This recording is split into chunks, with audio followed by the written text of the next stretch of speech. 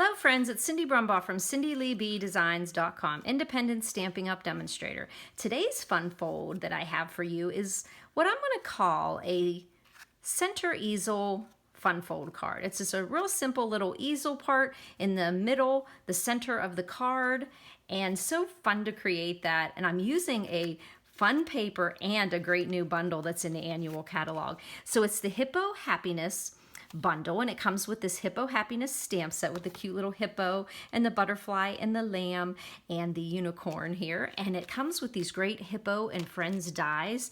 Now, first, when you look at this die set, you immediately say, wow, labels, great. These are labels.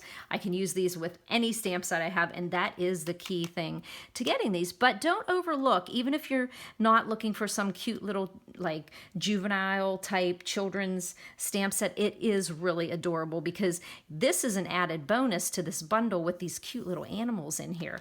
So as you can see though, on this card, I just realized I used the sentiment here, when in doubt, be a unicorn, except for I have a horse on my card. I did not put his little horn on there. So we are going to be doing that in this video. So we've looked at the Hippo Happiness and the Hippo and Friends dies, and we are now going to look at the beautiful paper we're using. And this is the Playing with Patterns paper. It's got beautiful, some bright colors, some dark colors, some subtle soft colors. We've got Night of Navy, Calypso Coral.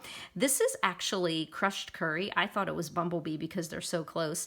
And we have got some Coastal Cabana and Purple Posy. Remember, we still have the paper, the Stampin' Right marker, the blends, and a lot of accessories, ribbons that go with the Purple Posy, even though we don't have the ink pad. So this is a really pretty paper with a lot of different patterns in it to use with different stamp sets. So as we look here, let's look at the card base here. I'm using Night of Navy.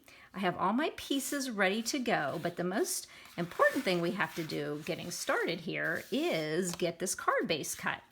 So we're going to start with a 5.5 by 8.5. I hope my camera isn't moving here for you girls and guys. Let's see here. It looked like it was a little crooked. Okay, so we're starting with a 5.5 by 8.5, and we're going to be scoring it at 4.25. So let's bring out our paper trimmer, and we're going to take the 8.5 inch side, and we're going to put it up to the raised portion of the top of the trimmer, and we're going to put it at 4.25. Now on this card, though, we cut in 1.25 on each side to create the easel. So what we're going to do is be really careful to keep it right firm in one place. So what we're going to do is be scoring first. So we're going to take that dark blade and put it up to the top of our trimmer, and we're going to score at 4.25. Now, as I said, I want to come down 1.25 and come up 1.25. So I'm going to just lift up this clear guide, put my index finger right under here. I'm going to take that guide, and it has a line on the right side and the left side, and I'm going to bring it down to 1.25. As you can see, I put a paper strip here, like a 1/2 inch white, so that I can see these little tick marks on my clear guide ruler. So I'm going to pop it down, and I'm going to go up 1.25. I'm going to lift my guide again, and I'm going to come back down to 4.25, because that is 4.25 plus 1.25 gives you 5.5. So you're just going to now push it down and go down. Now the next thing, before we cut out these two side portions, I want to lift this up because my the easel here is going to have to go in 2 1/8, which is half of 4.25. So we're going to go to 2 1/8, and that is right there. So 2 1/8, and we are going to score. Okay, there we go. We've scored, and that's going to be our easel part.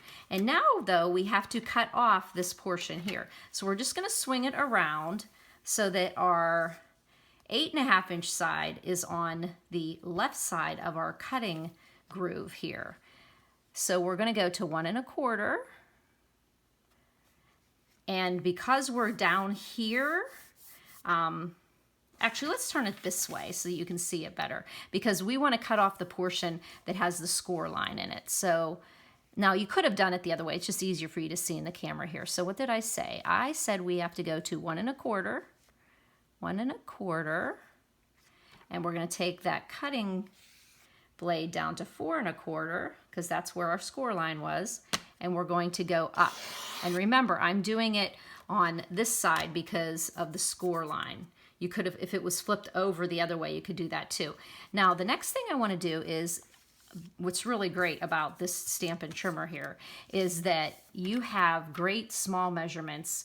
It's great for the small measurements that are on the right side. So if you have to do like a 1/4 of an inch, a 1/2 an inch, or 1/4, a 1/2, even that 1/8 of an inch, you can cut it on that side. So I'm just going to pop this edge of my right side over to 1 1/4 here. There we go. I'm going to bring my cutting blade down to 4 1/4. Again, drop it. And remember, just make sure you're not cutting down, you're cutting up, and it's across that score line. And you've cut off that other piece. And now we have our easel.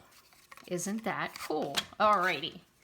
So simple as that. And then I just have to get that little piece there. Okay, so now we're just going to build up this easel, which is super easy to do because this section here is 1 1/4, so all I needed was a 1 inch wide by 4 inch piece of the designer paper.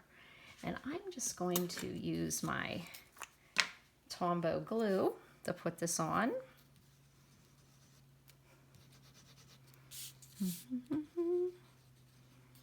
There we go. Okay, I'm going to fold down my easel so that I can kind of gauge that I have a 1/8 of an inch the whole way around that one portion. And I'm going to do that to the other side. And I was able to get 2 cards out of that 6x6 because of the 1 inch, 1 inch, and then the piece that's going to go on the top. So then we're just going to come over here and do that same thing. Just close up the easel so I can see that nice border, 1/8 inch border around there. And while we're at it, we might as well just go ahead and put in that white that's going to go in there. And that piece of white measurement is 3 by 4. And you just pop that in there and it'll be covered up by the blue, the Night of Navy. So I'm going to use a little bit of glue, but I'm just putting it along the top edge and this bottom edge. So maybe I'll just put a tiny bit on each side. I don't like to squiggle because believe me, with a dark paper, you will end up having squiggles on there. And it's not such a bad idea to put a little piece of copy paper or even a little Kleenex right in there anytime you're using a dark or like dark, which I'm like Night of Navy, or especially black, because it will rub against it in the mail. So now that covers up, and that's the inside of your card. So now we just have to decorate this top portion, and I use that same Playing with Patterns paper.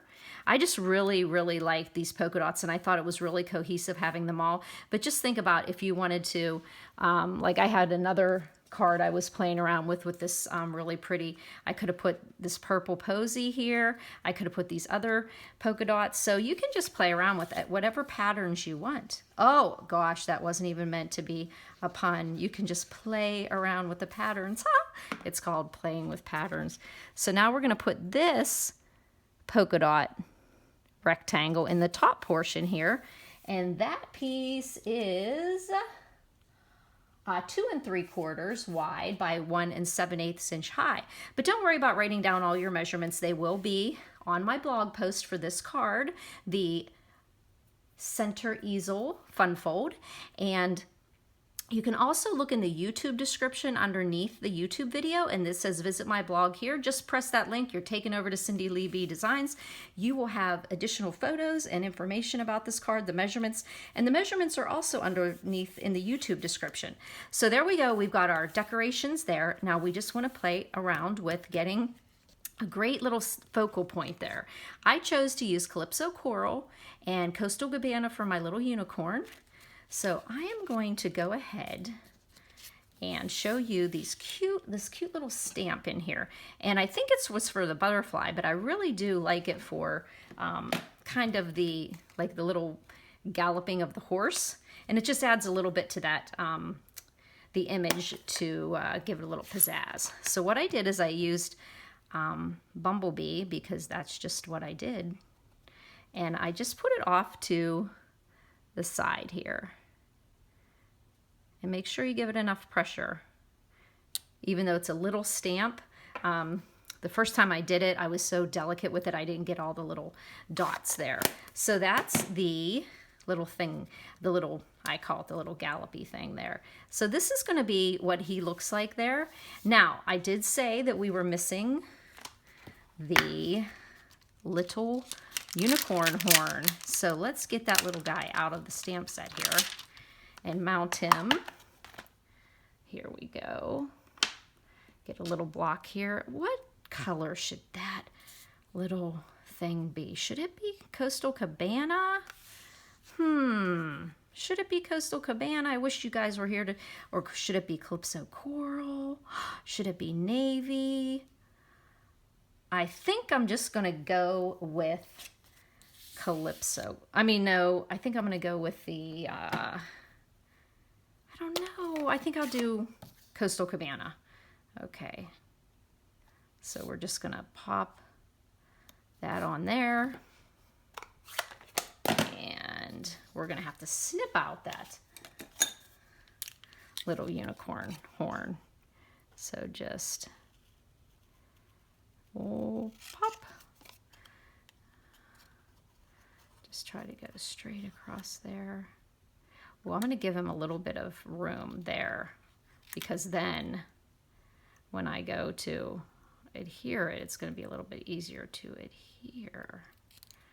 And I'm going to have to kind of round this and make it kind of like a little bit. There we go. Okay, so we've got our unicorn horn there. And then I'm going to put that horn onto my unicorn. Okay, let's put a little bit of glue right at that edge there. And put it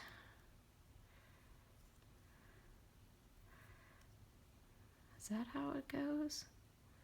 I don't know. No, maybe it's supposed to go right off his nose. Well, we're learning right on the spot here. So let's just cut it straight there. I don't know how this, I've never did a unicorn before. I don't know. But I guess it has to go off of his, where does it go off of? His top of his head?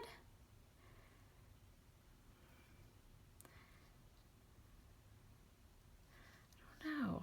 I think it does go off the top of his head. Okay, let's do this again. I'm sorry, but I didn't know.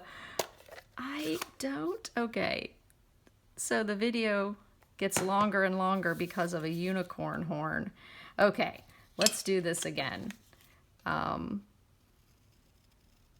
this really...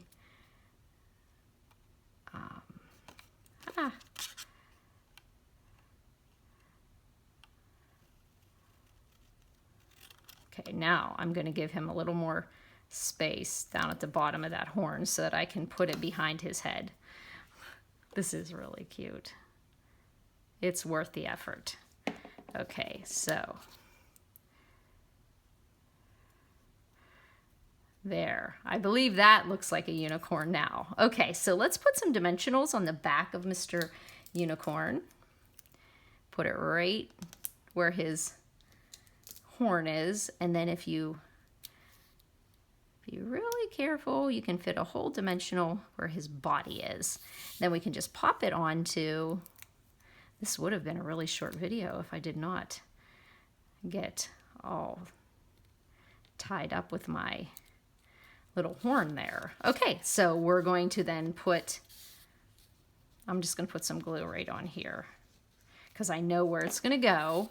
Normally you would stick it on the back of the white, of course, but I knew how it was going to fit on there. So we'll put the, let's make sure I've got this straight while I have my wiggle room. Okay, and then we're going to put some glue on the back of our, and what's really neat about these dies here, that they fit really nicely on this. Didn't know that it would fit so wonderfully. Just get about the same amount of border on those sides, and you've got that cute little unicorn there, and then get that out of the way. Okay, so the little part that sits up, that the easel sits on, I just added some more of those great colors in the designer paper, the Coastal Cabana, and then we want to stamp our "When in doubt, be a unicorn," which it took me a while to figure out what that means, and I guess it means just, hey, whenever you doubt, when you're in doubt, just be crazy. Just do something different. Be unique. Be yourself. So we're just going to stamp that right in that center of that. Put some glue on the back of that. Put it in the middle of this die here. And then we're going to put some dimensionals behind there because we want to have something to pop it up. So I'm going to go ahead and stick 2 on that side, 2 on this side, and I'm going to put 1 more in the middle. If my dear friend Pam is watching this video, these dimensionals are right for you, dear. Here we go. Okay, so we're going to pop this onto the inside. Get these little paper scraps there. Ooh, and then I see I'm a little crooked here. Let's see if I still have some wiggle room. Oh, I do. With my glue. There. How many of you notice with your progressive lenses that everything looks crooked when you're doing it? So there we go. We put that on with dimensionals, and that way we can have our easel. And look how those dies kind of match up to each other. So there is the card. Now, I was finished with the card at this point, and I said there's something missing. Oh, I can't put that lid on here. This lid goes to the scissors. Okay, I won't tell you what time at night I'm doing this video. Okay, so I looked at this and it was plain. I tried to put a bow on it and I still was like, I don't know what to do. So then I just thought, you know what? I'm just going to pop up some little circles that kind of mimic the pattern on the paper. So I just got out my 1-inch paper punch and I punched out some different colors, and then I put some dimensionals on the back of them. So they just fit on there. A Calypso one, a navy, a purple posy, and a bumblebee, except for, like I said, it is crushed curry, but I had already cut it and I just thought that's okay. All right, so then you just pop some on. And I'm going to kind of cheat because, believe it or not, I really did think out the placement of each of these little dots here. So these little polka dots. And it's always like you just have to figure out where exactly should I place this, because it has to look random. But so I'm going to put one here, and then I put a coastal one over here, and then we'll put that bumblebee / crushed curry one down here. So there we go. We got a little bit of bling there, and we now have a unicorn. Isn't that nice? So simple to make. You can get 2 of them out of 1 6x6 designer series paper. Look how pretty this one would look with all those colors as well. You could just pick out these colors to use. You just use a 5.5, 8.5 by 5.5, and you just score in 1 1/4 on each side, and then score your easel part at 2 1/8, which is half of this 4 1/4 inch, and then you just pop up your easel just like that. It couldn't get any simpler. So, but yet it's a really wild card. Look how cute his little, and I was gonna put this over on his nose instead of on top of his head. So I'm gonna have to fix here, because I guess if you use this card, you'd have to say, when in doubt, be a horse. So thanks for joining me in this video.